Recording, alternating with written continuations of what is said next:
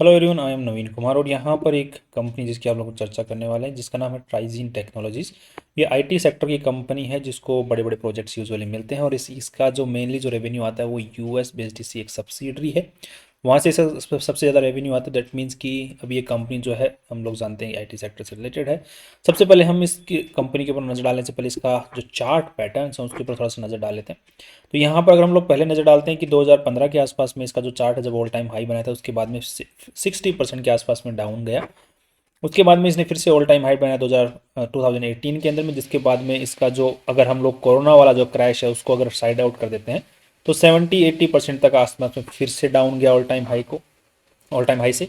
Again यहाँ पर देखते हैं तो कंपनी का स्टॉक फिर से 2022 में जो हाई बनाया है वहाँ से लगभग 70% ऑलरेडी डाउन जा चुका है।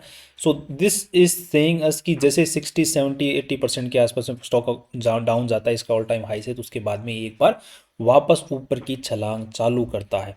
बट ध्यान रखिए कि इसकी जो छलांग है काफ़ी लंबे टाइम तक चलती है। दैट मीन्स कि काफ़ी लंबे टाइम तक ये टाइम लगाती है, लगभग 1.5-2 साल का टाइम लगाती है वापस उससे भी बड़ा ऑल टाइम हाई बनाने के लिए, राइट। अब यहाँ पे ये तो हो गया पैटर्न की बात। अब यहाँ पे ये तो समझ में आएगी कि इसने काफ़ी लोअर जो लेवल है वो बना लिया है ऑल टाइम हाई के बाद में। अब यहाँ पर ऑल टाइम हाई के लेवल बनाने के बाद में यहाँ पर क्या हो रहा है, तो यहाँ पर अगर हम लोग ढंग से देखते हैं तो कोई भी स्टॉक ऊपर जाने से पहले उसको एक रेजिस्टेंस फेस करना पड़ता है, राइट। अब यहाँ पर ये रेजिस्टेंस फेस कर रहा है ये वाला, अगर आप लोग ध्यान से यहाँ पर देखते हैं, राइट। मैं यहाँ पे एक कैंडल लाइन खींच देता हूँ। तो यहाँ पर आपको देखने को मिल रहा होगा कि ये वाला जो पर्टिकुलरली लेवल है इसको क्रॉस नहीं कर पा रहा है ये, राइट, ये लाइन को। तो यहाँ पर देख रहे हैं जैसे ही ये वाला ग्रीन कैंडल है, थोड़ा सा मैं इसको जोर जूम आउट कर देता हूँ so that we can understand the pressure, selling pressure. तो जैसे यहाँ पर देख रहे हैं कि ये क्लोजिंग नहीं दे पा रहा इसके ऊपर, तो यहाँ पर कोशिश करता है ऊपर क्लोजिंग नहीं दे पाता, 3-4 बार यहाँ पर ट्राई करता है, यहाँ पे फिर से ट्राई करता है वापस क्लोजिंग नहीं दे पाता, यहाँ पर ट्राई करता है यहाँ पर क्लोजिंग दे पाता है, बट एक दिन तक सस्टेन करता है, अगले दिन वापस नीचे गिर जाता है। This shows strength over here, ये स्ट्रेंथ दिखाता है कि यहाँ स्टॉक में स्ट्रेंथ आ रही है। पर जैसे इस बार जो है यहाँ पर ये स्ट्रेंथ अच्छी खासी दिखा देता है, और जो पहले के जो इसने तोड़ने के बाद में जो क्लोजिंग दी थी उसके बाद में यहाँ पर सस्टेन कर जाता है। दैट शोज की स्ट्रेंथ जो है वहाँ पर, मतलब जो सेलिंग प्रेशर था उसको एब्जॉर्ब कर लिया गया है। तो दैट मीन्स एक तो ऑलराइट 70% तो डाउन आ चुका है और बाद में एक स्ट्रेंथ भी यहाँ पर दिखा रहा है, जिससे कि हमें ये अंदाजा लग रहा है कि कंपनी का जो स्टॉक है यहाँ से ऊपर जा सकता है। तो प्रोबेबिलिटी यहाँ पर इंक्रीज हो जाती है चार्ट पैटर्न्स को देखते हुए, राइट। इसी के साथ में अगर हम लोग और चीज़ों के ऊपर नजर डालते हैं, let me take you to over there as well. तो जैसे यहाँ पर देखते हैं ये लगभग 250 करोड़ रुपए की कंपनी, आज की छोटी कंपनी है, राइट। 9-10 का इसका पी रेशियो चल रहा है, बट ये 9-10 का पी रेशियो नहीं है, it is lower than that. But इसके अंदर मेन जो बात है, वो जो मेन चीज़ आती है वो उसको मैं बताता हूँ कि 200-250 करोड़ रुपए की कंपनी है। बट इसके पास में अगर हम लोग कैश चेक करते हैं, राइट, बैलेंस शीट को अगर चेक करते हैं तो यहाँ पे कंपनी पे कोई लोन वगैरह नहीं है। कंपनी की पूरी बैलेंस शीट की साइज है 850 करोड़ रुपए। दैट मीन्स कि जितने इसका साइज है उससे 3 गुना ऊपर कंपनी की बैलेंस शीट की साइज है। और मोस्टली जो पैसा पड़ा हुआ है वो कैश में पड़ा हुआ है। और इसका जो ट्रेड रिसीवेबल्स का जो साइज है वो भी अप टू दी, मतलब पास जो पैटर्न चलता आ रहा है उसके आसपास। दैट मीन्स कि कोई इंक्रीज या डिक्रीज यहाँ पर देखने को नहीं मिल रहा है। दैट मीन्स कि यहाँ पर कोई मनगढ़ंत चीज़ें यहाँ पर देखने को नहीं मिल रही। बैलेंस शीट के अंदर में कोई उठा पटक देखने को नहीं मिल रहा है, या फिर मिस सेलिंग, या फिर प्रेशर सेलिंग, या फिर उस टाइप का पैटर्न यहाँ पे देखने को नहीं मिल रहा है। अब यहाँ पे जो मेन चीज़ है कि इसके पास में कैश ही इसकी वैल्यू से ज़्यादा इस कंपनी के पास में, अगर इसको यूजुअली अगर कंपनी एफडी में भी डाल दे तो भी अच्छी खासी कमाई करके इन्वेस्टर्स को दे सकती है, राइट। इसी के साथ में अब कंपनी का स्टॉक इतना डाउन आया हुआ, उसके पीछे मेन रीज़न क्या है? उसके पीछे मेन रीज़न है कंपनी की सेल। अगर यहाँ पे हम लोग चेक करते हैं तो कंपनी का दिसंबर का जो डेटा है वो पिछले साल के दिसंबर के डेटा के अकॉर्डिंग यहाँ पर अच्छी खासी सेल डाउन देखने को मिल रही है, लगभग 30% से, राइट। That's huge, right.